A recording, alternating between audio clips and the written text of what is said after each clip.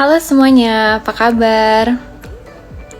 Thank you so much for tuning in. Semoga kalian semua dalam kondisi sehat walafiat, baik-baik aja. Dan kalaupun ada yang lagi kurang enak badan, semoga kalian bisa segera pulih kembali seperti normal dan bisa berkegiatan kembali.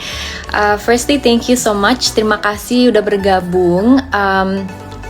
Mungkin perkenalan dulu ya bagi teman-teman yang baru bergabung dan sebelumnya belum kenal. Nama saya Diah Roro Esti, anggota DPR, dan saat ini diberi amanah oleh masyarakat di Gresik dan Lamongan untuk mewakili mereka di parlemen.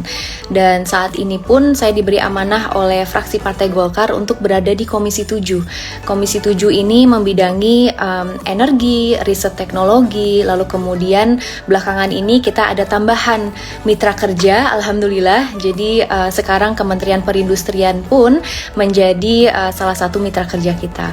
And hari ini merupakan hari pertama daripada seri Roro Talks. Jadi apa sih sebetulnya Roro Talks ini?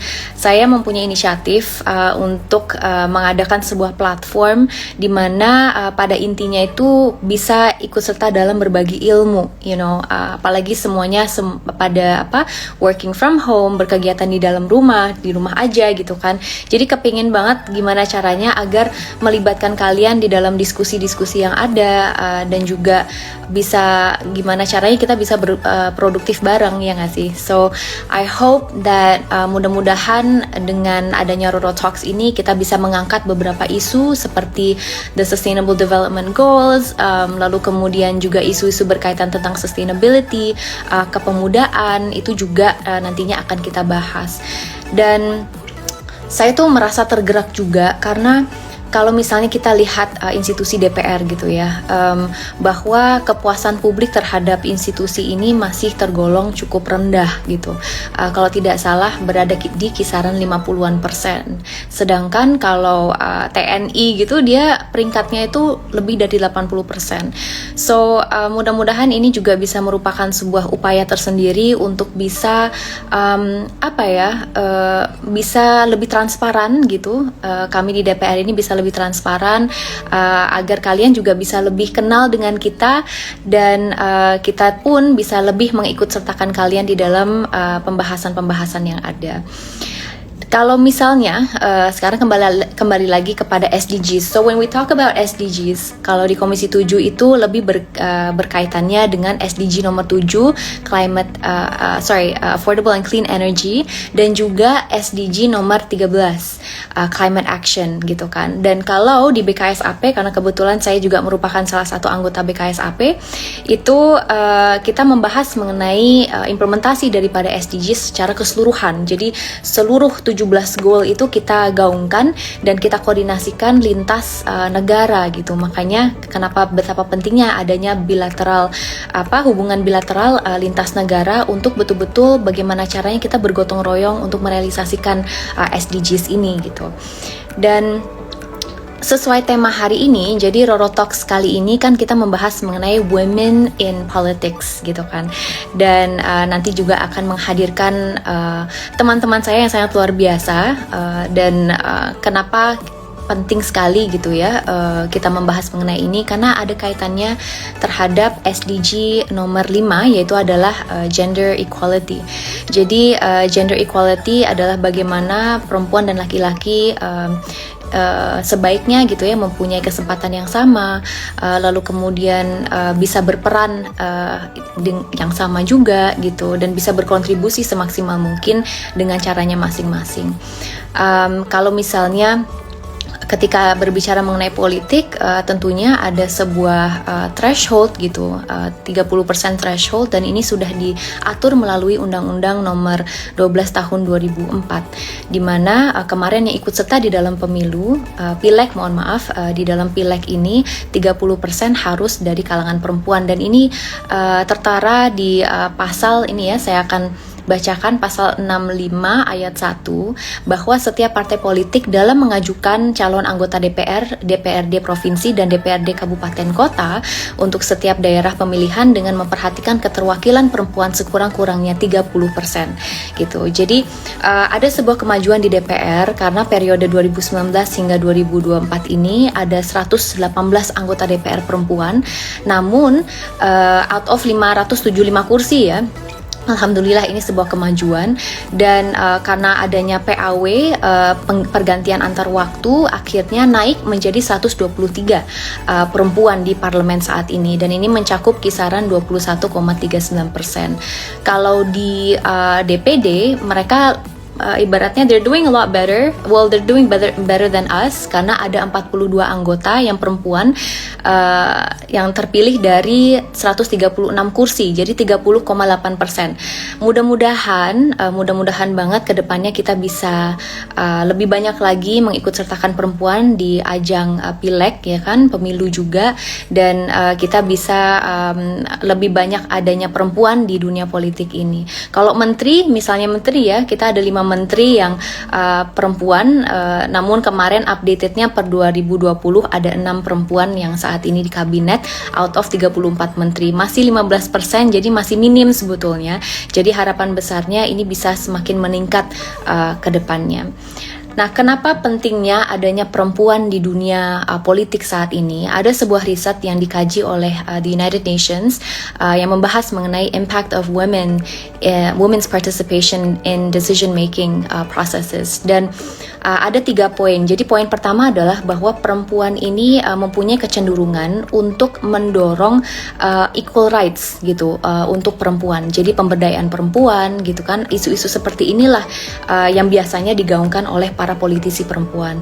Lalu kemudian yang kedua, perempuan itu mempunyai kecenderungan untuk mendorong kebijakan-kebijakan yang sifatnya long term gitu, yang sifatnya long term dan dampaknya bisa dirasakan oleh para penerus generasi bangsa. Jadi isu-isu seperti misalnya ya climate change itu juga merupakan salah satu yang biasanya digaungkan oleh para perempuan. Dan yang terakhir adalah kalau ini hipotesis diri saya sendiri sebetulnya, bahwa perempuan itu naturally kita kan mungkin sifatnya itu lebih nurturing gitu. Pada dasarnya dari awal kita mempunyai trait yang nurturing. Oleh karena itu ketika kita berbicara dengan publik gitu ya, lalu kemudian ketika mendengarkan keluh kesah masyarakat, kita mendengarkan dengan hati gitu. Dalam arti kata mempunyai sensitivitas, mempunyai empati yang cukup tinggi, dan mempunyai semangat tersendiri gitu untuk betul-betul memperjuangkan apa yang menurut mereka penting untuk kami perjuangkan. Jadi banyak sekali hal-hal positif dengan adanya perempuan di dunia politik, dan hari ini saya kedatangan, kita akan berbincang santai dengan 2 teman-teman saya yang sangat luar biasa. Yang pertama ada Mbak Kade, jadi sebentar lagi saya akan invite juga. She is not only a sister to me, cuman beliau ini mungkin kalian juga udah tahu gitu ya, penyanyi ternama di Indonesia, she's Indonesia's diva. Dan kalau saya lihat ada sebuah career shift yang dilakukan, di mana saat ini beliau betul-betul berkiprah di dunia politik, mewakili masyarakat di Dapil Malang, dan saat ini diberi amanah juga oleh fraksi PDI Perjuangan untuk berada di Komisi 10. Jadi membidangi betul-betul ini ya, health gitu, lalu kemudian pokoknya segala sesuatu hal yang berkaitan tentang penanganan COVID itu juga sesuatu hal yang beliau bahas saat ini di Komisi 10 dengan para mitra kerjanya, dan juga ketenaga kerjaan, lalu kemudian kependudukan, itu semua dalam ranah Komisi 9 di DPR. Dan yang kedua ada juga Sis Samara.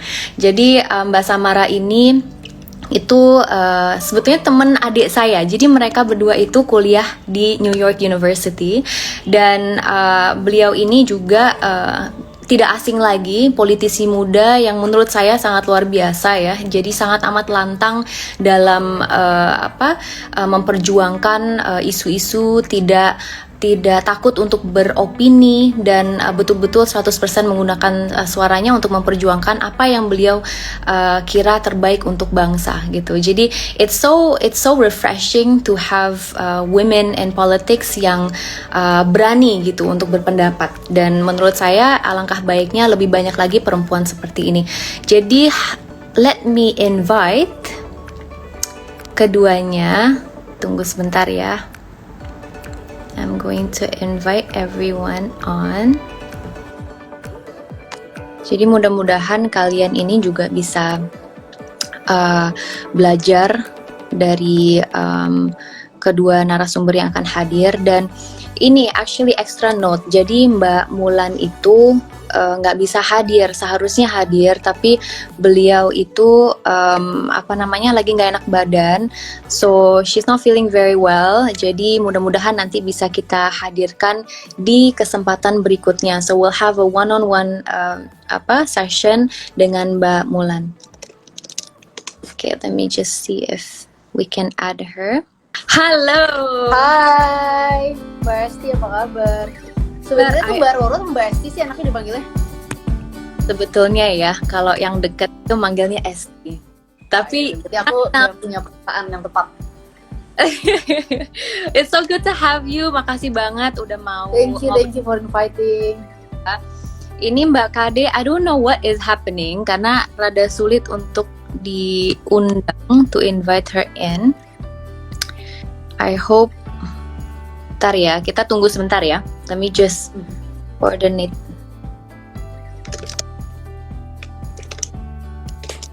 Lagi sibuk apa Samara? Sekarang sih ya lagi sibuk ini aja, ngurus PSI. Terus habis gitu juga udah mau siap-siap kan, lagi shopping classes nih, cari-cari kelas yang asik untuk semester depan. So sekarang berarti sifatnya ini ya lagi break. So you're on your break. Yeah, summer break, terus balik lagi ke ininya kapan? Ke New York? Probably this month sih kayaknya, bulan ini. Bulan ini udah balik ya? Aduh, kita malahan belum sempat catch up, tapi sedih banget situasinya membuat kita nggak bisa banyak ketemu.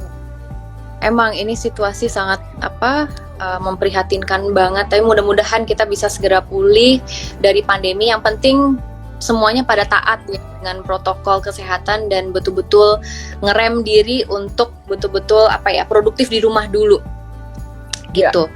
So while we wait for Mbak Kade, where are you sister? Oh itu Mbak Kade tuh, aku lihat dia.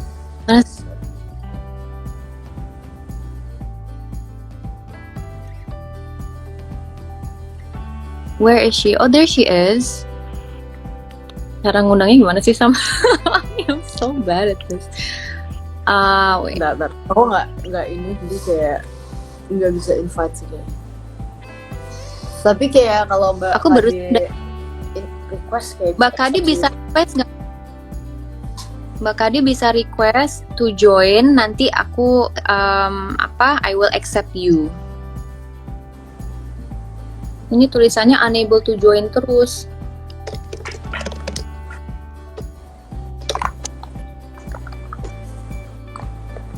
Why?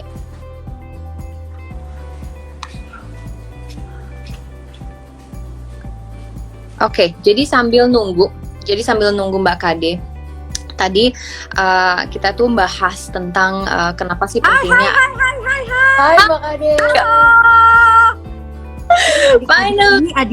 Ini adik-adik aku yang paling manis-manis. Ya ampun. Mbak Kade, you for coming. Always so pretty. Sama-sama dong, sama-sama.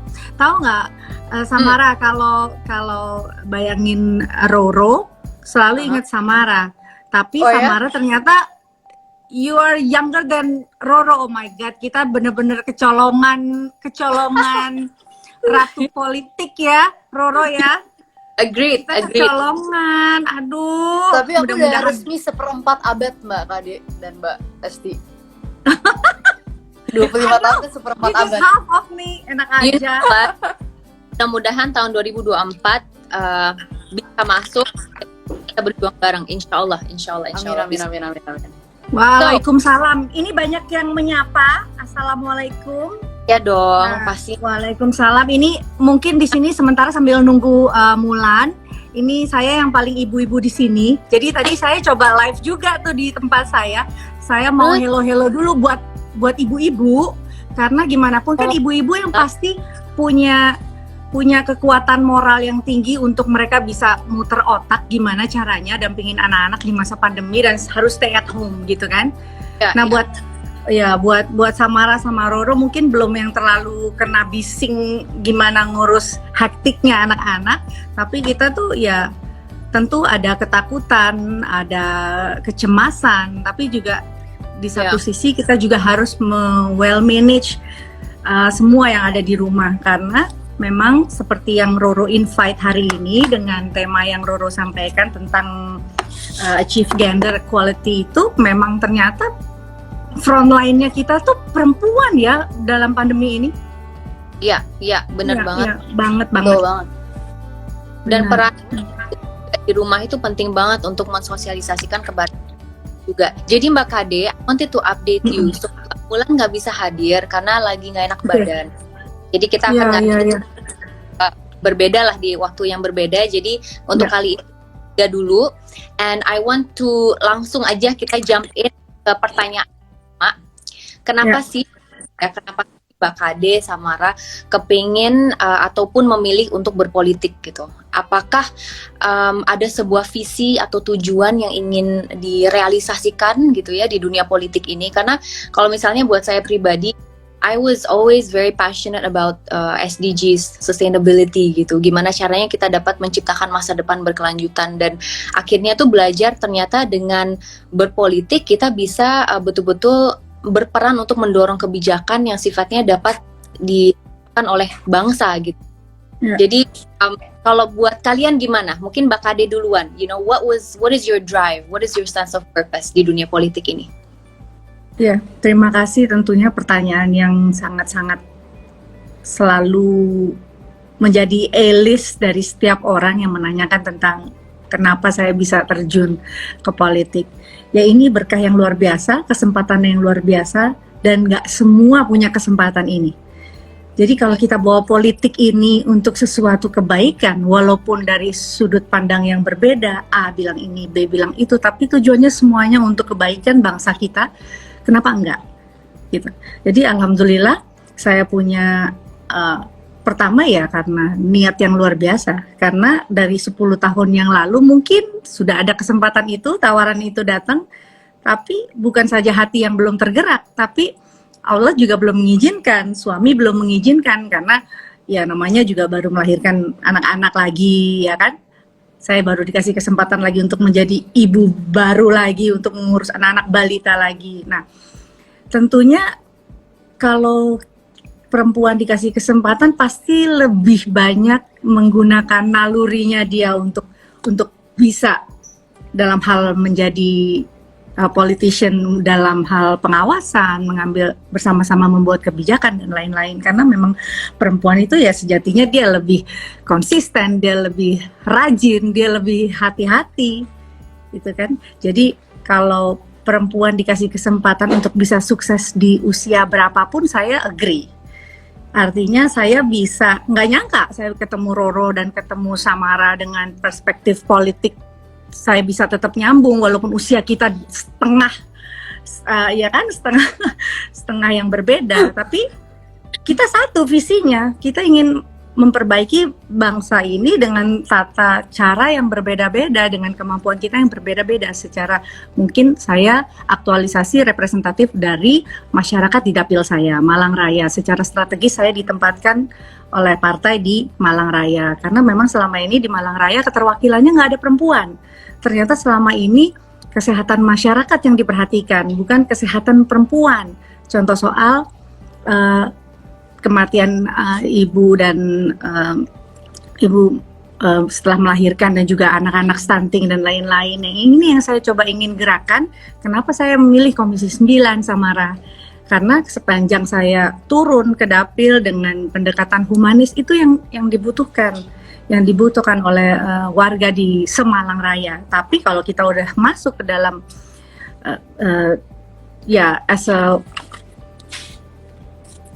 representatif dari DPR RI, ya berarti kita nggak bisa semata-mata kita hanya mewakili orang-orang di dapil saja, tapi kita juga bicara tentang Indonesia, kemajuan Indonesia.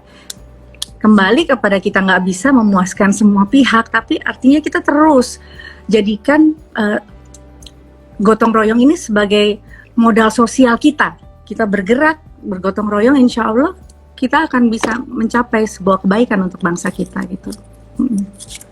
Gitu. Mbak, kalau misalnya Samara gimana nih? Apa sih yang what is your drive gitu untuk berada di dunia politik ini?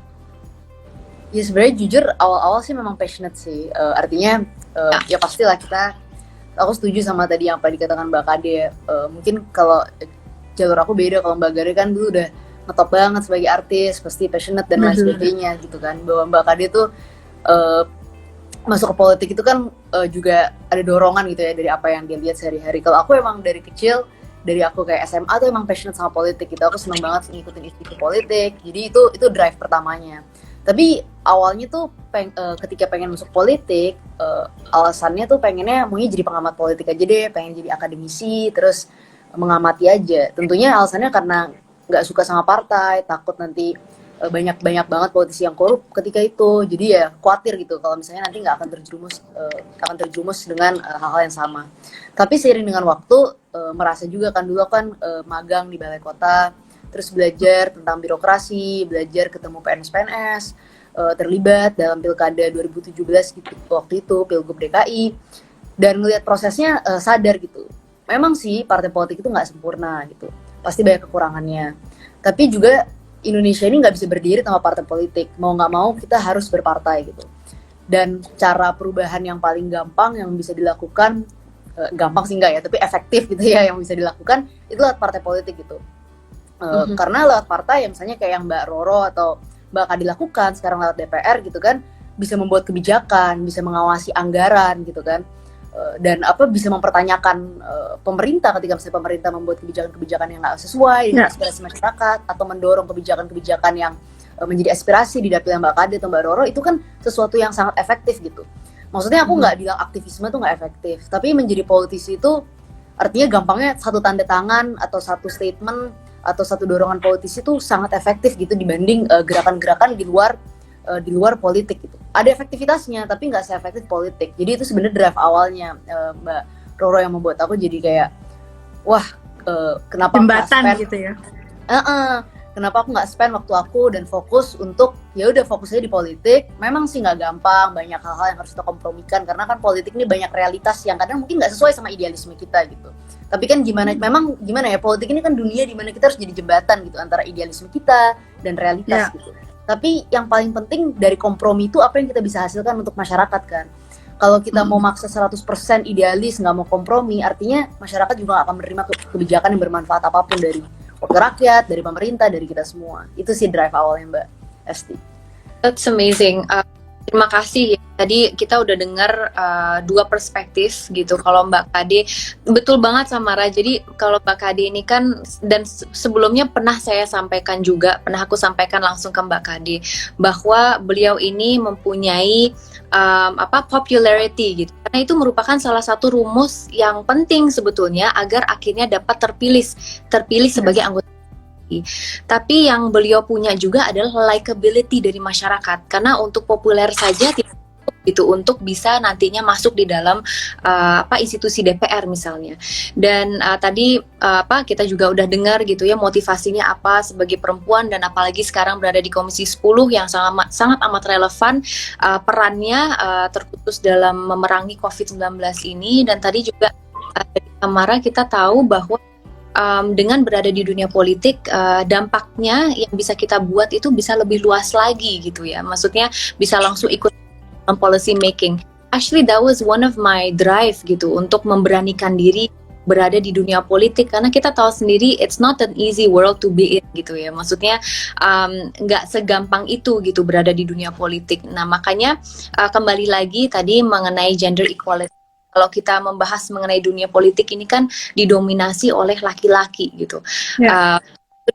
mayoritas itu adalah laki-laki. Buktinya untuk di DPR aja sekarang 123 anggota DPR dari 175 anggota adalah perempuan. Kita berada di kisaran 21, sekian persen lah gitu. Jadi masih kurang daripada threshold 30%, tapi harapannya lebih banyak lagi perempuan yang berada di dunia ini.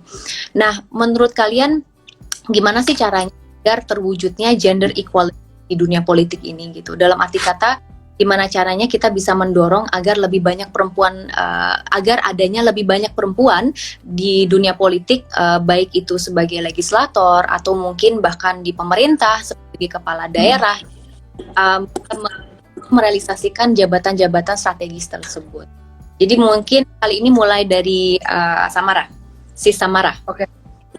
Kalau aku ngelihatnya ada dua sisi sih. Dari segi perempuannya sendiri adalah mendorong independensi ekonomi perempuan gitu.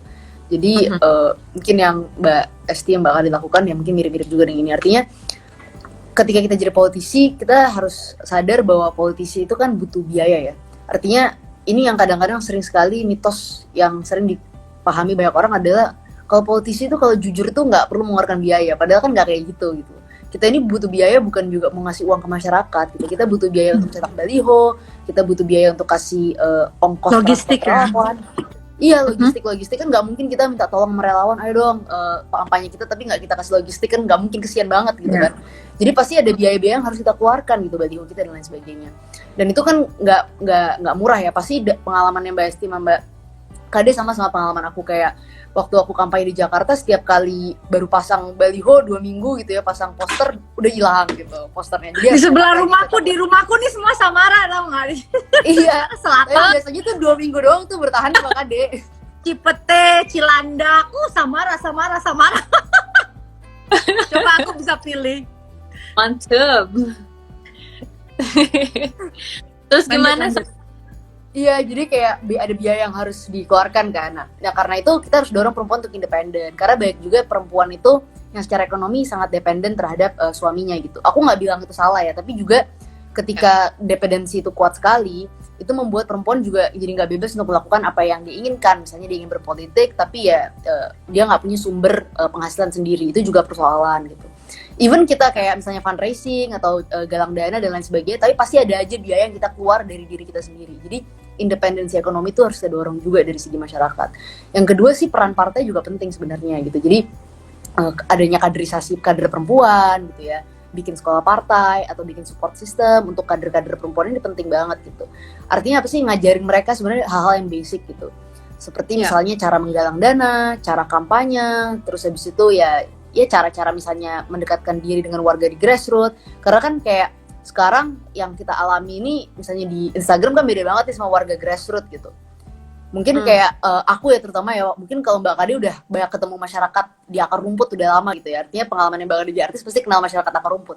Aku yang kayak dari kampus gitu awal-awal banget, terus biasa ngomong di TV, terus waktu turun ke masyarakat itu begitu ngomong tuh kadang-kadang aku ngerasa aduh kayaknya aku pakai bahasanya terlalu berat gitu, nggak dipahami masyarakat awam gitu.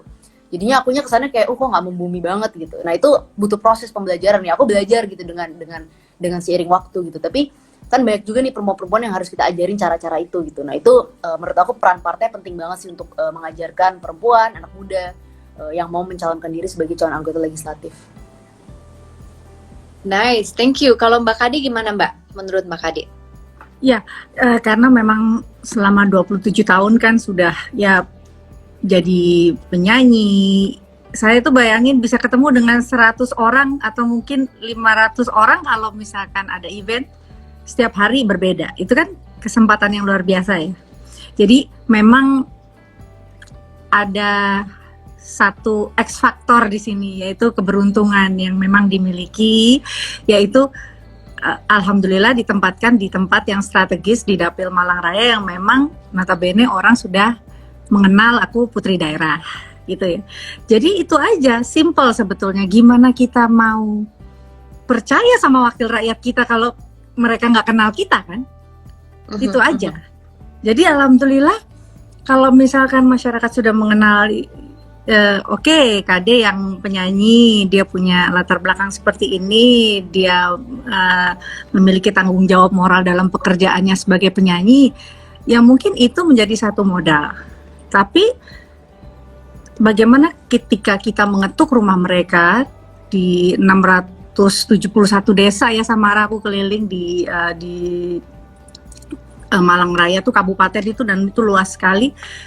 Mereka itu ketika aku mengetuk rumah mereka, terus duduk sama-sama, ini waktu sebelum pandemi ya jelas ya. Jadi mereka tuh masih yang kayak nggak percaya. Justru saya memilih rumah-rumah dari masyarakat yang justru yang sangat prihatin, supaya mereka punya semangat atau bahkan kemandirian mereka diperhatikan oleh kita gitu. Memang sih saya modalnya murah aja, Samara. Jadi kemana-mana tuh bawa tawa, speaker, nyanyi gratisan gitu kan. Jadi memang simple tapi itu mengena. Dan ketika masyarakat udah kumpul, kita sama-sama membacakan Pancasila, kita nyanyi juga sama-sama, terus udah serap aspirasi dari apa yang selama ini mereka belum tersentuh gitu ya. Nah, kembali ke masalah kenapa perempuan memang harus kita dorong terus untuk bisa mengambil peran yang lebih saat ini, karena memang sudah menjadi wacana dunia bahwa di achieve gender equality and empowerment all women and girls, tapi akses pendidikan sih yang saya pikir menjadi satu kendala ya, Samara dan Roro, karena memang masih ada sekitar 60% anak perempuan dan juga ya perempuan di seluruh dunia yang masih kesulitan dalam mengakses pendidikan. Buat saya memang ilmu itu yang akhirnya menjadi satu modal kita untuk bisa ikut berperan aktif di segala bidang. Apalagi tadi setiap perempuan, saya juga sampaikan bahwa setiap perempuan mampu untuk bisa cemerlang di usia berapapun. Nah, ketika kita memiliki hal yang kita rasa bisa bangkit dari kemandirian itu, kita juga perlu bekerja sama dengan pasangan hidup kita. Jangan juga kita nggak sepadan, beriringan untuk bisa mencapai sesuatu. Nggak mungkin saya bisa mencapai hal seperti ini tanpa dukungan suami, atau pilihan politik seperti ini tanpa dukungan suami.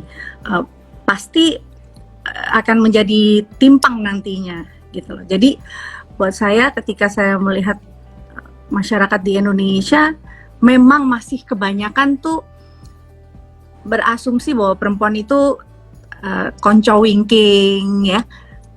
Tahu nggak Samara tuh artinya? Apa tuh konco? Teman, iya, konco winking itu teman buat ya di dapur aja lah gitu. Oh iya. Gitu. Nah ya kan, maksudnya perspektif seperti itu masih ada. Tapi memang saya pun sebagai orang Jawa, saya pasti punya unggah-ungguh gitu. Artinya bahwa saya nggak bisa ya kemanapun kita terbang, kita mesti ingat kodrat kita bahwa kita harus mendampingi suami. Apapun itu yang ya siapapun yang mau ngomong sama saya bahwa itu memang harus didahulukan.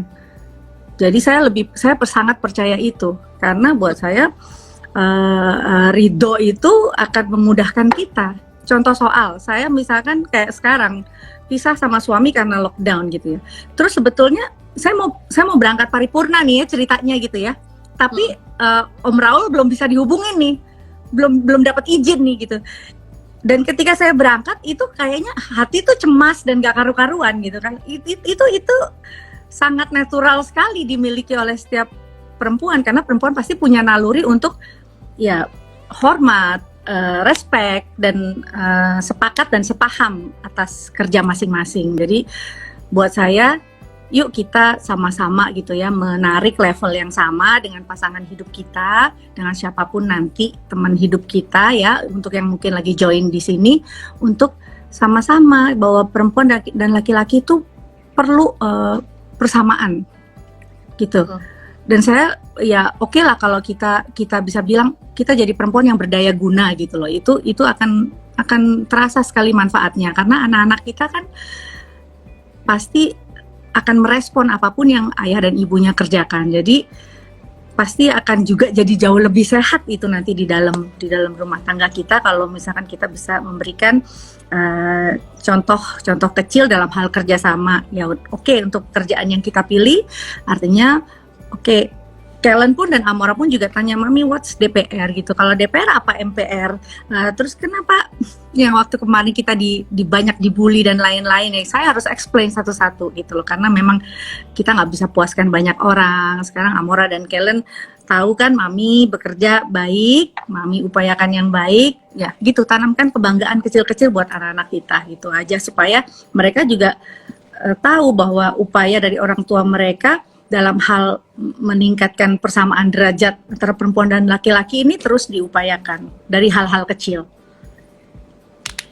Iya, jadi Mbak Kade udah cerita banyak gitu ya, dan kita lihat memang pada dasarnya buat teman-teman di sini yang juga ingin masuk di dunia politik gitu, bahwa memang ada pendekatan-pendekatan dilakukan gitu. Contoh Mbak Kade betul-betul ketika kampanye turun ke lapangan dan komunikasi dan bertemu langsung dengan masyarakat, betul-betul melakukan door, dan ini merupakan sesuatu hal yang harus dilakukan dalam arti kata bahwa memang pada dasarnya kita memang harus dikenal dulu gitu.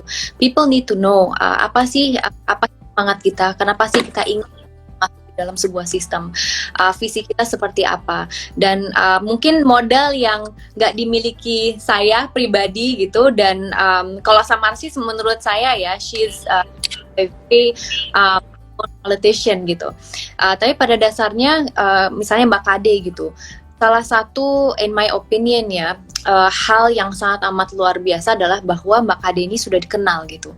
Jadi itu modal utama yang menurut saya butuh dimaksimalkan. Di mana sebagian caleg lainnya yang belum mempunyai modal tersebut akhirnya harus melakukan extra effort gitu agar masyarakat bisa lebih kenal, apa sih yang mereka perjuangkan, kenapa sih mereka ingin berada di sebuah sistem. Jadi memang pendekatan kepada masyarakat itu penting sekali. Jadi buat teman-teman, if you're interested to enter politics, mungkin bisa introspeksi diri dulu gitu. Kenapa sih ingin bergabung di dunia politik? Di saya apa? Dan fokus aja gitu, tekuni dengan apapun visi yang kalian miliki. Dan kalau Mbak Samara kembali lagi mengenai funding gitu ya, itu tentunya nggak lepas penting lah, of course gitu, bahwa segala sesuatu hal harus ada fundingnya, dan juga kaderisasi partai itu betul banget. Atau PSI melakukannya, PDI Perjuangan melakukannya, Partai Golkar Institute di mana membuka peluang untuk pemuda melakukan Young Leadership Program namanya selama 1 minggu. Itu betul-betul dikasih bekal dari beberapa politisi mengenai politik. Kalau misalnya nanti mau running sebagai kepala daerah misalnya atau sebagai legislator, apa saja yang harus dipersiapkan itu kita lakukan agar paling tidak mereka itu bisa lebih melek gitu terhadap realita yang ada di dalam dunia politik ini. Aku penasaran sebetulnya, jadi kepengen nanya ke Samara. So I wanted to ask you gitu, apa sih sebetulnya harapan besar yang dimiliki baik oleh Samara ataupun teman-teman muda lainnya terhadap para politisi perempuan yang saat ini, misalnya saya dan aku dan Mbak Kade gitu ya, yang saat ini berada di dalam sebuah sistem gitu, di dalam DPR misalnya. Apa sih harapan besarnya gitu agar kita juga bisa nyatet nih gitu apa ke depannya agar kita dapat memaksimalkan jabatan yang saat ini diamanahi oleh Yang Maha Kuasa. Silakan Samara. Ya, sebenarnya sederhana aja sih. Pastilah PR perempuan Indonesia itu banyak banget lah. Kita bisa bicara dari A sampai Z. Tapi sebenarnya kadang kan kita banyak banget nih, terutama kita yang di luar DPR tuh merasa bahwa ini apakah nggak ada politisi-politisi perempuan yang dalam DPR yang mendukung RUU PKS. Walaupun sebenarnya aku tahu pasti ada, tapi nggak ada yang banyak speak up soal itu gitu. Jadi sebenarnya yang kita pengen tuh banyak banget, banyak anggota DPR perempuan dari partai apapun itu yang bicara tentang misalnya rancangan undang-undang penghapusan kekerasan seksual ini gitu, mendorong juga misalnya teman-teman di DPR untuk segera mengesahkan gitu. Karena sebenarnya sederhana aja Mbak Kade sama Mbak Esti, kenapa aku tuh dukung banget gitu rancangan undang-undang penghapusan kekerasan seksual ini, dan mungkin Mbak Kade sama Mbak Esti juga dukung gitu. Cuma kan kadang nih sama media tuh yang disorot selalu yang nggak setuju terus. Sementara politisi-politisi perempuan yang setuju tuh kurang disorot. Dan menurut aku penting banget nih dibuat gerakan dalam DPR untuk speak up soal ini.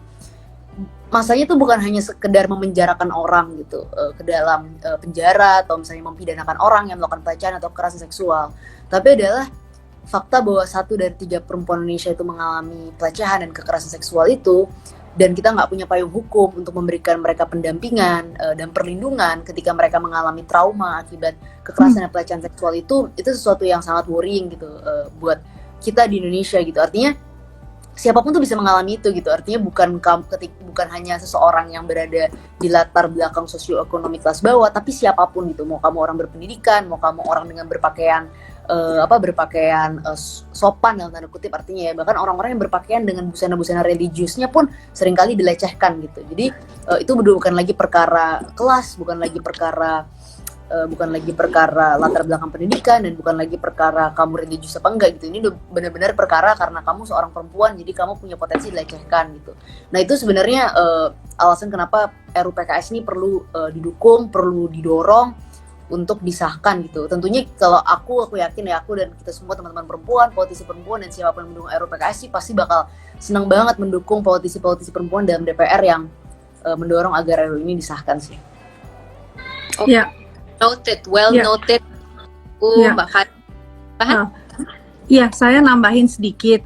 Tadi Adinda Roro sempat menyampaikan saya di Komisi 9, sebelumnya Komisi 9. Jadi memang Komisi 9 memang yang saat ini sedang hektik sekali ya. Isu kita tuh di WhatsApp group selalu melayani gimana tentang mulai dari kekosongan tabung oksigen, rumah sakit yang memang sudah semakin sulit dan masuk daftar antrian, orang-orang di dapil yang butuh perhatian tentang rumah sakit yang hampir kolaps dan lain-lain. Tapi saya rasa kita nggak bisa kerja sendiri, kita harus bergerak semua lintas komisi di Samara.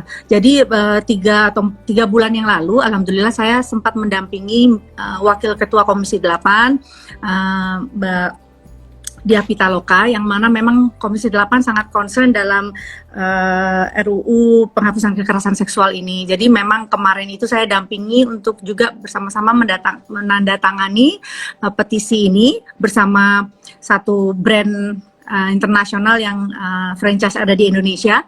Jadi mereka memang concern gitu untuk percepatan ini, dan alhamdulillah memang itulah Samara, kan kita tuh kalau misalkan bergerak dari unsur naluri perempuan, kita pingin semuanya bergerak maju dan bersama-sama. Tapi kan ada keterbatasan, ada beberapa lintas fraksi yang mohon maaf masih ada gesekan dan gesekan ini. Itu yang membuat saya lama. Nah itulah saya juga tentang undang-undang RUU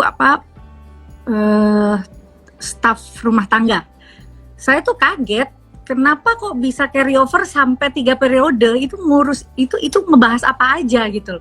Dan ternyata memang gesekan-gesekan lintas fraksi ini yang memang saya temui di dalam, dan akhirnya ya Allah seperti ini ya gesekannya, sekeras ini ya gesekannya. Jadi kita minta memang semuanya untuk bersabar, karena memang yang namanya RUU PKS ini memang sudah masuk prolegnas 2021 ya Roro gitu. Jadi mudah-mudahan lah, memang kita kan selalu mengadakan RDP umum dengan banyak instansi yang lain untuk bisa tripartit untuk bisa bersama-sama. Tapi karena kendala pandemi ini memang saya ngerasain kok kita aja diskusi lewat Zoom seperti ini 2 jam itu kadang udah blank, udah ngomongin apa udah nggak bisa masuk, karena memang kita punya keterbatasan, nggak bisa secara live untuk secara tatap muka untuk bisa membahas sesuatu, apalagi payung hukum undang-undang untuk satu negara yang besar ini gitu. Jadi ya mudah-mudahan lah di awal sidang lagi nanti kita akan mempercepat pembahasan tentang RUU PKS ini. Memang satu lagi tambahannya, kita masih sedikit tabu ya Samara untuk mengadakan sebuah forum-forum yang berbicara tentang kekerasan seksual ini. Itu yang mesti harus dilakukan sesering mungkin gitu. Kita bikin kayak pertemuan atau dengan seperti saya dekat juga sama Kalis Mardiasih tuh, aku seneng juga itu sama dia gitu.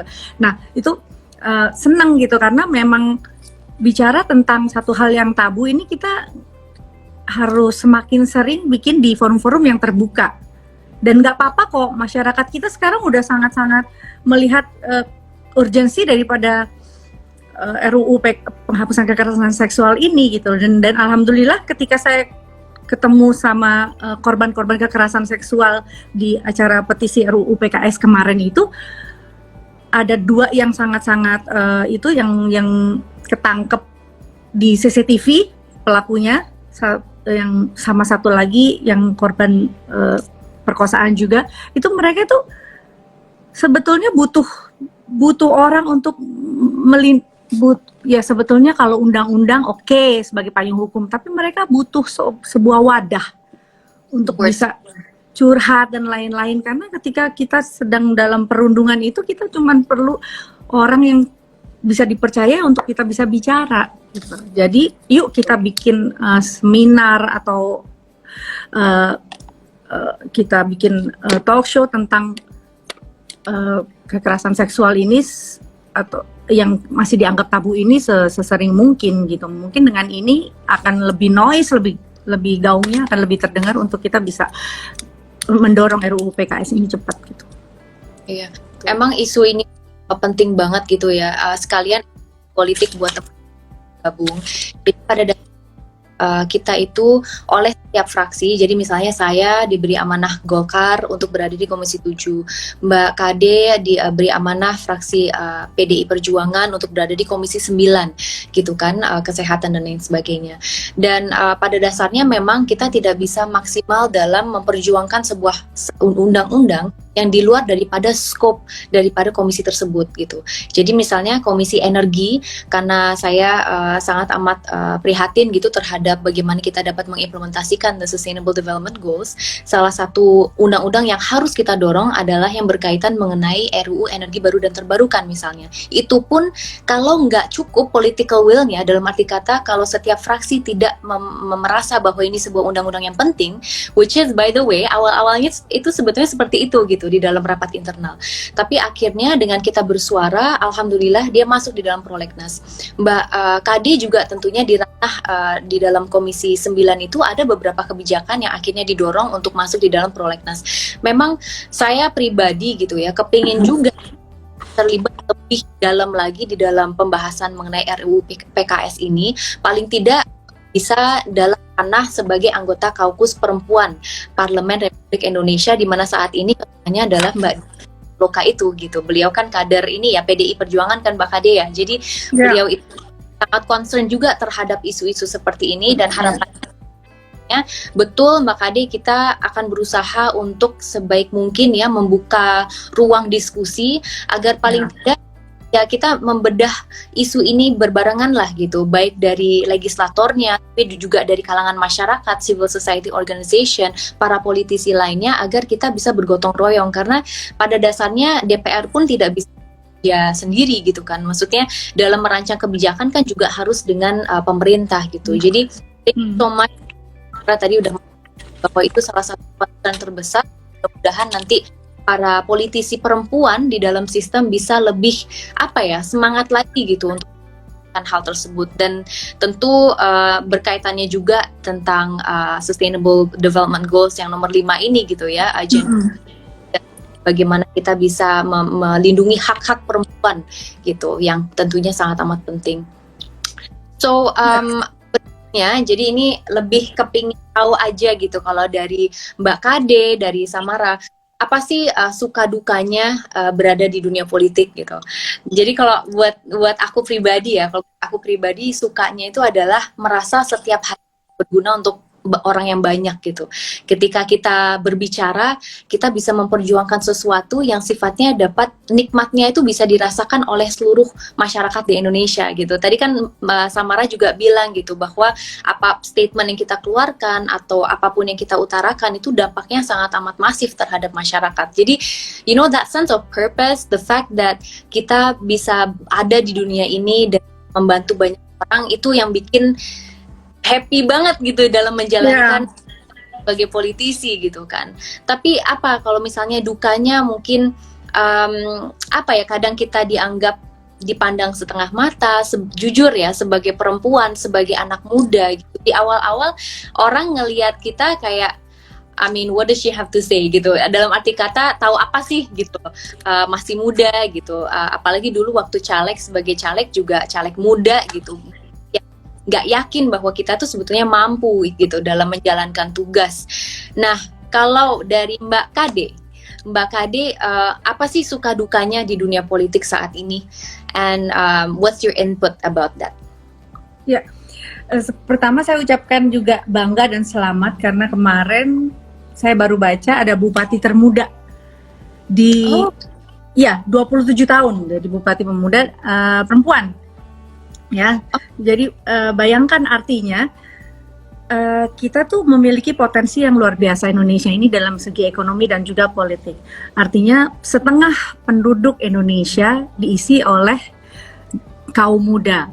Kaum muda ini usia di bawah 45% di bawah usia 25 tahun. Nah, kita yang berpeluang sekarang, kita memberikan kesempatan dengan memberikan map atau peta atau membuka jalannya buat anak-anak muda kita itu supaya punya kesempatan yang baik juga untuk bisa melihat tentang Indonesia yang lebih baik, memberikan informasi yang Indonesia yang lebih baik, dan juga the future of Indonesia yang lebih baik dengan apa yang kita lakukan sekarang. Sekecil apapun gerakan kita pasti akan bermanfaat. Oke, sekarang yang dari kemarin tuh bupatinya yang termuda itu dari Indagiri Hulu. Saya juga Indagiri Hulu. Nah, pasti kan karena kesempatan itu diberikan, makanya anak-anak muda kita tuh akan jadi lebih punya potensi untuk bisa maju. Nah, kalau misalkan suka dukanya ya wajar aja ya, orang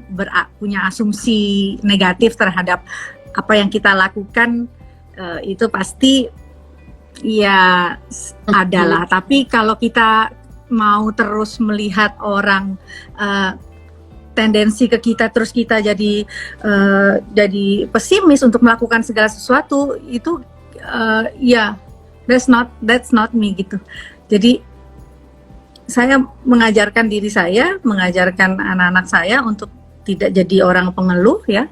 Untuk Aurel sama Azriel juga punya potensi dan kebaikan masing-masing ya, kayak misalkan Aurel juga memilih untuk menikah muda dan lain-lain karena dia sudah punya tanggung jawab untuk dirinya. Nah ini yang saya ingin tegaskan, bahwa anak-anak muda ini pasti akan jadi jauh lebih punya peluang untuk berkompetisi lah di kita nggak ngomongin 4O lagi ya, 5O ke depan ini ya, peluangnya akan semakin banyak karena anak-anak muda kita kalau diberikan kesempatan untuk semakin luas menjadikan literasi dan juga numerasi sebagai fondasi, sebagai anak-anak yang kuat untuk maju ke depan ya, saya pikir mereka harus mampu untuk menjadi anak-anak muda dengan sumber daya manusia yang unggul, yang siap untuk berdaya saing dan berkompetisi ke depan. Kita berikan kesempatan dan peluang itu. Makanya dengan pemerintah mengangkat dan mempercayakan seorang bupati perempuan usia 27 ya, buat saya itu ya memang saatnya bergerak sekarang gitu. Mungkin Samara sekarang lagi nemenin profesor aja sekolah di Amerika, bentar lagi kita tahu nanti kalau Menkeu-nya atau presidennya Samara, kita kan belum tahu ya kan, politik ini dinamis, semua bergerak gitu, kita nggak tahu. Jadi kita ya kan kali aja Diaroro Esti nanti jadi menteri keuangan atau menteri SDM, kita nggak tahu. Jadi kesempatan ini kita buka dulu gitu ruangnya. Kita nggak ngerti nanti politik itu kan, ya kan dinamis ya Samara ya. Besok bisa begini, bisa jumpalitan. Dulu saya masih kaget-kaget. Kenapa saya dikabarin sesuatu tuh jam 2 pagi. Terus suami saya ngikutin, di politik nggak ada yang tidur. Iya. Iya kan, di politik nggak ada yang tidur ya, maksudnya secara berita dan lain-lain itu terus gitu. Jadi ya kita yang harus bisa lebih rajin, lebih tekun dan konsistensi saya rasa buat anak-anak muda ini. Jadi ya suka dukanya kembali curhat contoh kecilnya bahwa menjadi bahagia dan menjadi sukses sebagai ibu pekerja itu adalah kata yang sejalan maknanya. Dan buat saya mudah-mudahan ya ada orang yang bilang, ada orang yang nggak suka kalau misalkan kita sukses dalam hal keduanya. Kita nggak bisa jadi ibu rumah tangga dan pekerja, itu udah jadi satu makna yang menjadi kesatuan. Kita harus solid dengan itu. Nanti aku mau bahas lagi Mbak tentang poin terakhir itu karena penting banget. Okay.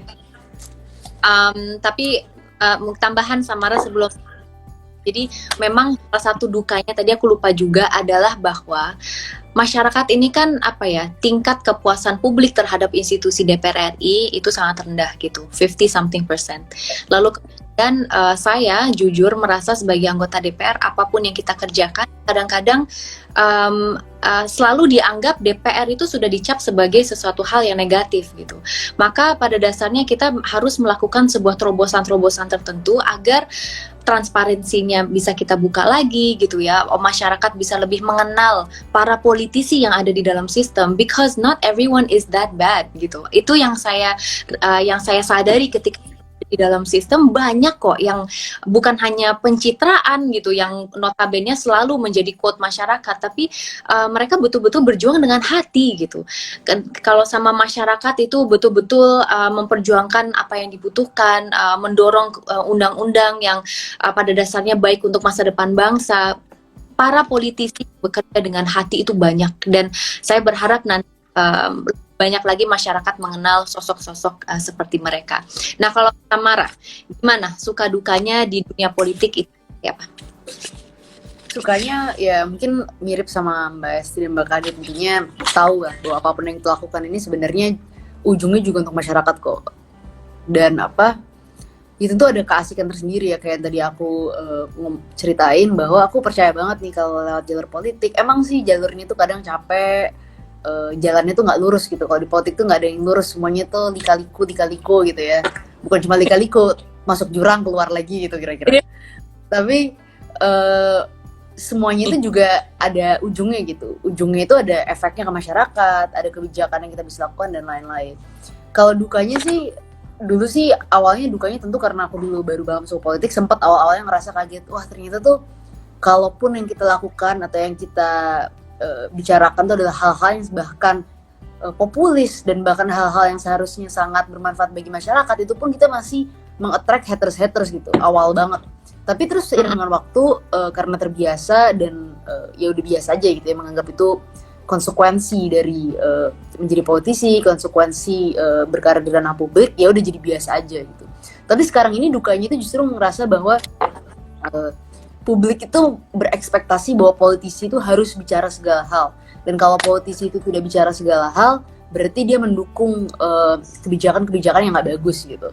Padahal belum tentu gitu. Maksudnya sebagai politisi itu ada cara yang memang lebih kompleks dibanding publik yang nggak berada dalam partai, atau misalnya masyarakat yang berada di dalam jalur aktivisme atau LSM gitu. Sebagai politisi mungkin kita nggak setuju nih sama satu kebijakan, tapi mungkin cara kita menyampaikannya lewat partai, mungkin kita menyampaikannya langsung ke pemerintah gitu. Ada cara-cara lain gitu untuk menjadi kritis selain hanya bicara gitu. Karena lagi-lagi kayak tadi aku ceritain itu kan, Mbak Kade, Mbak Esti pasti tahu juga lah, apalagi dalam DPR pasti harus ada kompromi gitu dari apa yang kita lakukan gitu. Karena kalau kita mau maksa dan cuma mau marah-marah gitu, kalau buat aku ya secara pribadi, oke, marah-marah dan lain-lain. Tapi tuh efek dan kebijakannya buat masyarakat apa ke depannya? Kalau dengan kita marah-marah tapi masyarakat nggak terbantu dengan apa yang kita lakukan, ya ujungnya ya itu cuma asik buat kita aja mengungkapkan kemarahan gitu. Kan tujuan kita dari politik menghasilkan kebijakan dan manfaat gitu. Jadi kalau cuma kita marah-marah buat apa? Gitu. Betul. That's so interesting, karena memang pada dasarnya ya segala sesuatu hal pastinya ada suka dukanya. Yang penting kita mempunyai niat yang baik lah gitu dalam mengabdi dengan ranahnya kita masing-masing gitu. I always say to people bahwa kita itu bisa ikut serta kok dalam membangun bangsa, apalagi kita mempunyai misalnya untuk menjadi ekonomi terbesar pada tahun 2045, 100 tahun merdekanya negara Indonesia gitu. Dan banyak sekali perihal yang bisa kita lakukan dengan ranah kita masing-masing, baik sebagai politisi, sebagai entrepreneur, sebagai aktivis, ya kan. Semua mempunyai peran. Yang penting adalah kita betul-betul menggunakan ataupun paling tidak introspeksi diri dulu lah. Panggilan hidup saya itu di mana gitu. Dan maksimalkannya gitu. Dan tentunya dalam menjalankan semua itu, di dalam prosesnya pasti adalah suka dukanya. Tapi yang penting kalau kita our end goal, you know, if we focus on the purpose to why we do things, itu yang membuat kita semangat gitu. Dan itu tadi aku lihat juga dari pembahasan dari Pak Ade dan juga dari Samara. Nah ini aku kepingin ngobrol juga nih tentang tadi sudah disinggung, makanya aku sekarang mau ngungkapin.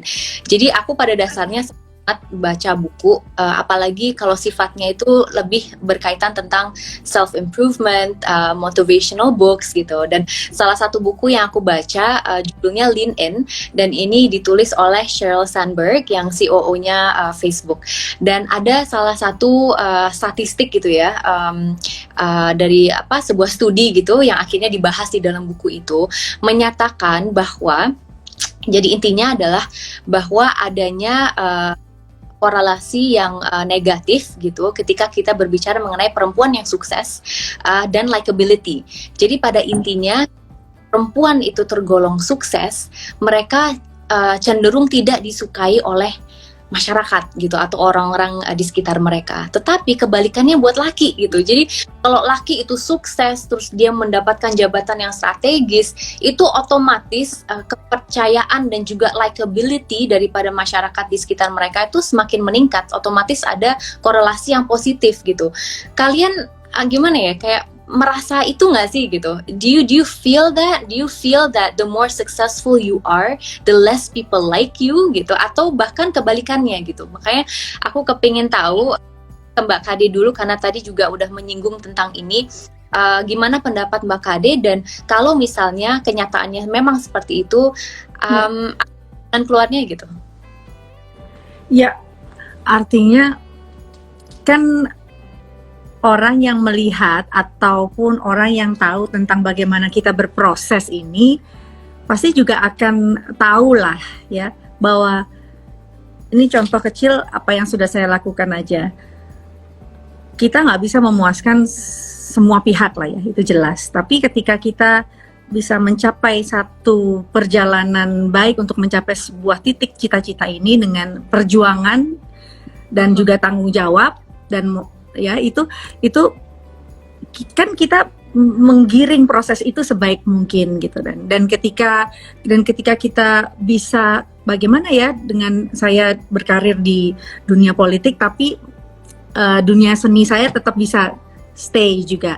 Nah ini juga yang akhirnya saya tangkap daripada ini, sorry kita bicara tentang partai yang menaungi saya. Mereka memang lebih senang, maksudnya mereka sampai sekarang menghargai saya bahwa saya ada di sebagai penyanyi yang juga sekarang sebagai elit politik nasional bisa seimbang. Dan memang kita tahu bahwa mungkin nggak semua masyarakat suka dengan itu.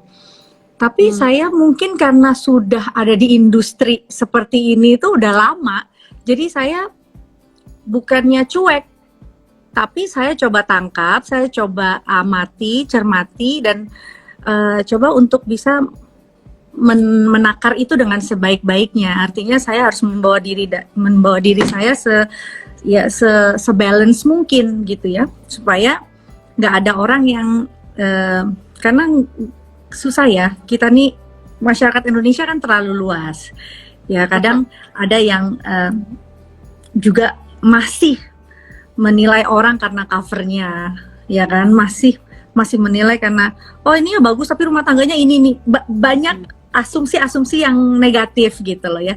Nah ini kita terus aja stay positif sih buat saya, dan saya juga sempat membaca juga Lean In ini, saya nggak tahu malah tadinya dia nulis, cuman karena saya memang apapun yang perempuan di dunia ini capai dengan kesuksesannya, saya memang tahu tentang Sheryl Sandberg ini, dan usianya kita juga hampir sama, pasti semua orang punya kesulitan sendiri untuk mencapai satu cita-cita mereka dan bisa sejalan. Makanya tadi saya bilang bahwa menjadi ibu dan terus berkarya adalah dua peran yang kita pilih untuk saling melengkapi. Udah itu aja, itu jadi satu kayak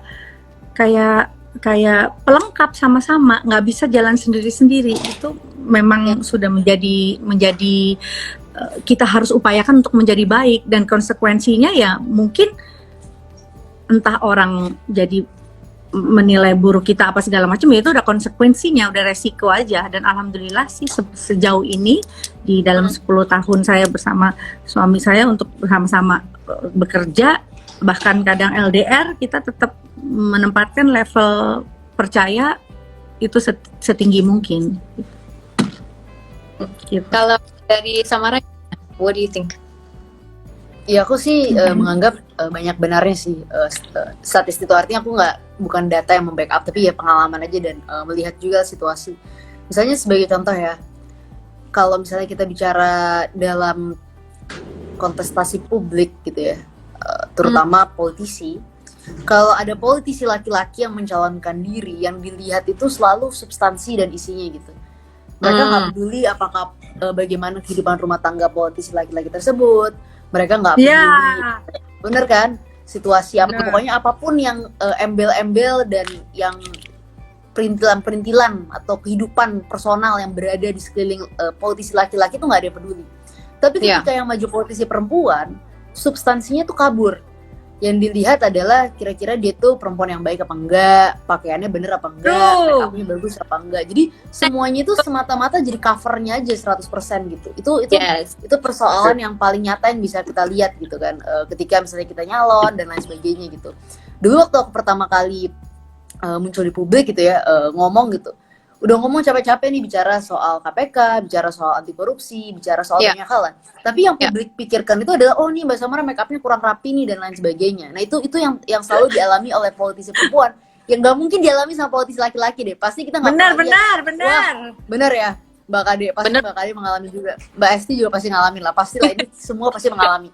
Nggak mungkin ntar politisi laki dibilang, wah rambutnya nggak rapi tuh, cepak semua dan lain-lain, itu nggak mungkin. Jadi itu yang paling dirasakan sama politisi perempuan sih, dan mungkin public figure perempuan lainnya, dan semuanya nggak lepas lagi-lagi dari memang ya struktur kita gitu yang memang patriarkal ya, yang dimana-mana perempuan itu ya tugas dasarnya tadi yang kayak Mbak Kadi bilang itu pakai bahasa Jawa, pokoknya dapur, sumur, kasur gitu kan.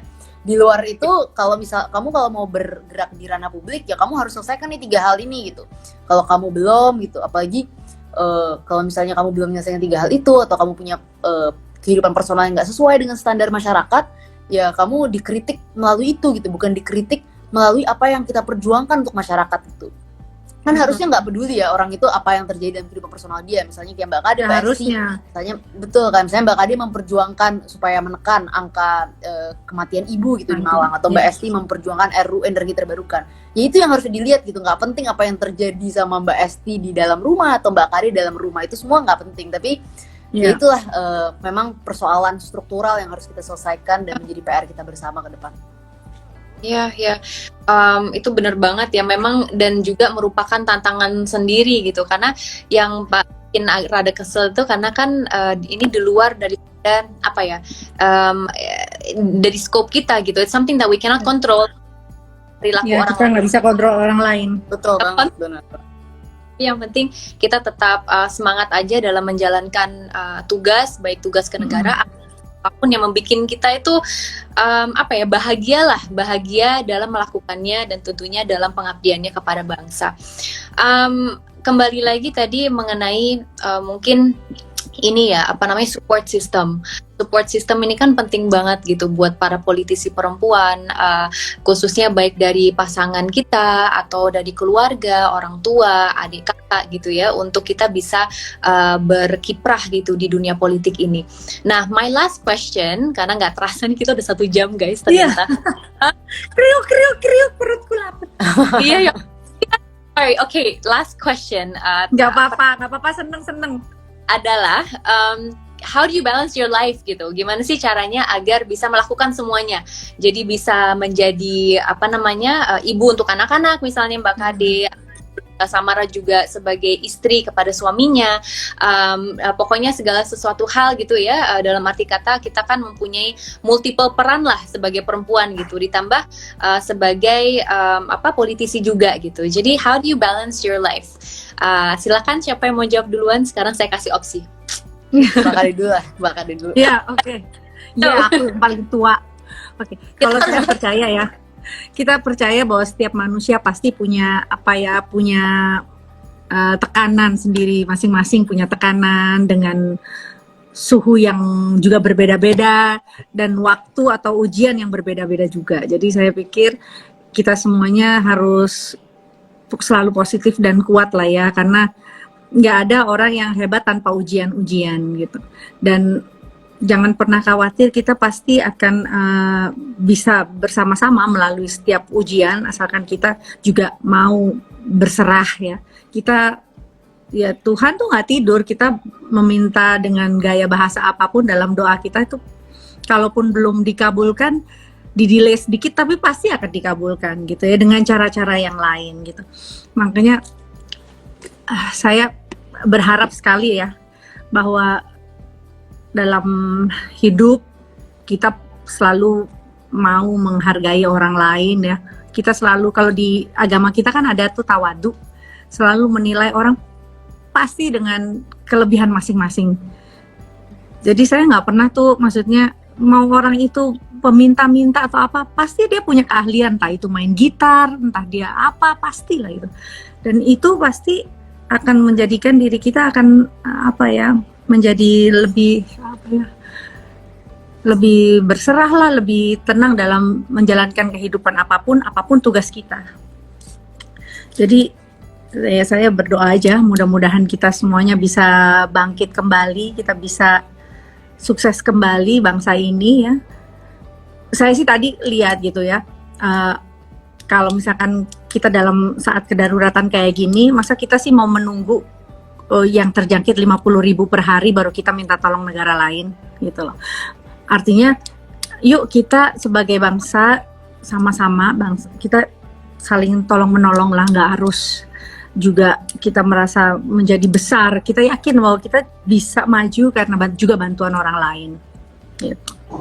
Jadi ya terpenting banget gitu ya Mbak ya, adanya support system tentunya, dan tentunya kita juga mempunyai perannya masing-masing, baik dalam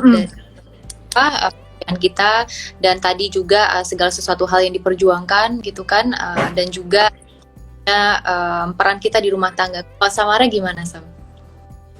Kalau aku sih emang dari awal cari suami yang harus sportif gitu. Artinya aku dari awal nikah udah bilang aku tuh nggak mungkin ninggalin politik gitu lah kira-kira.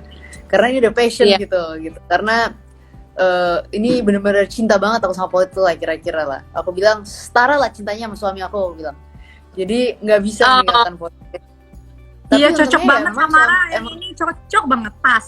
Cocok iya, cocok. Udah gitu mirip lagi. Iya bener. Bagus, sudah dapat approval dari Mbak Kade. Ya untungnya sportif sih, artinya karena sportif jadi ya nggak dibuat ribet, jadi kayak nggak perlu ada kewajiban-kewajiban tertentu, jadi santai aja sih. Mbak Esti nggak ada aku sih nggak ada secara spesifik hal-hal yang membuat aku juga kayak merasa aduh ini balance atau enggak ya dan lain sebagainya. Aku tinggal jalanin apa yang aku biasanya jalanin aja. Yang aku juga sportif sama apa yang dilakukan deh, aku juga expect dia sportif juga dengan apa yang aku lakukan. Itu sih paling. Dan sekarang sih yang juga salah satu yang paling penting adalah balancing sama kuliah juga, karena sekarang itu juga jadi tantangan, apalagi perbedaan waktu New York sama Indonesia itu kan jauh ya. Jadi kadang-kadang ya terpaksa harus bangun tengah malam untuk rapat Jakarta, untuk ya kadang-kadang even juga acara-acara dan lain sebagainya. Gimana juga aku juga ada keinginan kan maintain dapil yang kemarin aku majuin gitu. Jadi ya tetap lah harus ada event. Iya dong, Jakarta Selatan. Siap. Jaksel Jakpus luar negeri. Jaksel Jakpus. Support system so important. Itu ada Mbak Kade ya. Hai. Ini Amora. Hai Amora. Pinter-pinter. You have to be smart like that. Dari tadi banyak yang minta Roro nyanyi sama aku tuh. Siapa? Oh iya, aku siap mendengarkan sih. Kalau aku yang Aku masuk udah hancur langsung suaranya. Oke, before Ayo. we do anything else, pokoknya teman-teman ternyata di dunia politik ini penting banget gitu ya untuk para perempuan mempunyai support system yang sangat baik yang bisa mendukung para perempuan dalam meraih mimpinya masing-masing dengan tujuannya masing-masing di dunia politik ini. Dan pada dasarnya segala sesuatu hal itu memang bentuk kerjasama gitu. Ketika kita mempunyai support system yang sama, bisa ibaratnya itu bangkit berbarengan gitu, bisa saling support satu sama lain. Itulah dimana kita kedepannya bisa betul-betul menjalankan pekerjaan kita semaksimal mungkin. Jadi support system, dan saya ingin berterima kasih kepada teman-teman. Adi, thank you so much udah mau ngobrol santai, dan mudah-mudahan juga informasinya bisa berguna untuk semuanya yang tune in di kesempatan Roro Talks kali. Mudah-mudahan bermanfaat. Mbak Kade harus nyanyi, aku kok jadi takut. Mau nyanyi apa nih? Lagu yang sering kamu nyanyiin tuh apa sih? Tahu nggak? Tapi bener loh, dengan kita bernyanyi itu kita bersyukur. Tahu nggak? Ternyata sekian lama nyanyi itu ya, aku tuh baru tahu rasanya terhibur tuh kayak gini ya, gara-gara aku tuh udah mulai terhibur dengan kalau Amora lagi nyanyi. Jadi dia bangun pagi, dia mandi, itu dia nyanyi di depan susternya.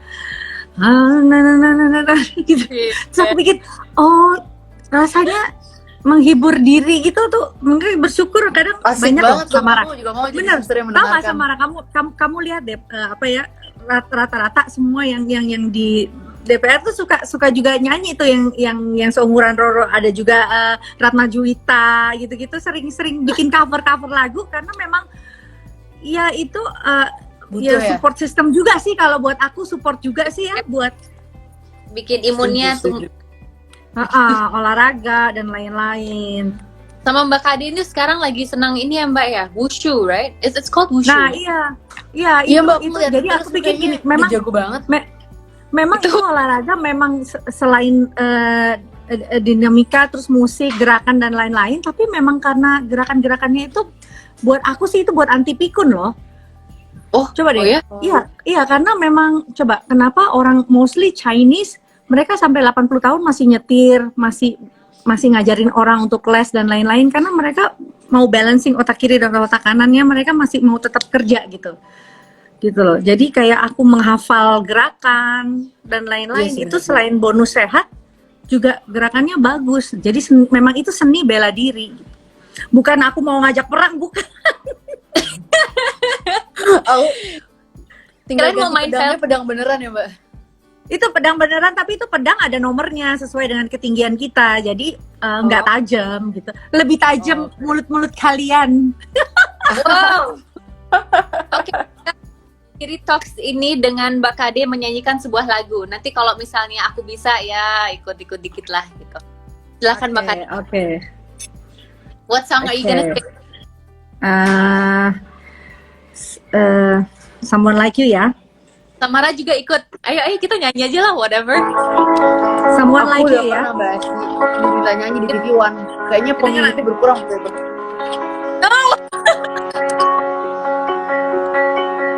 Asti. I heard that you settled down, that you found a girl and you're married now. I heard that your dreams came true. Guess you keep your thing. I didn't mean to you. Old friends, why you so shy? Ain't like you to hold back or hide for a ride. I hate to turn out of the blue uninvited, but I couldn't stay away. I couldn't fight it, but I hope you see my face and that you will remind me that for me it isn't over.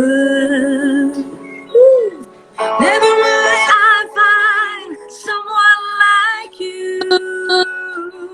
I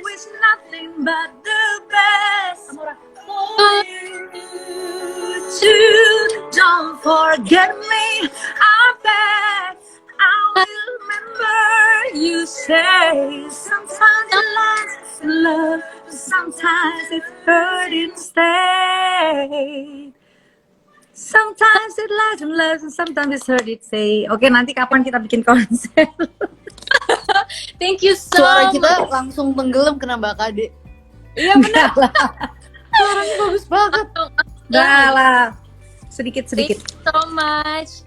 Sampai ketemu lagi kalian. Sampai stay safe. ketemu Samara, sampai ketemu Terima Roro. kasih Mbak Kade, Mbak Esti undangannya.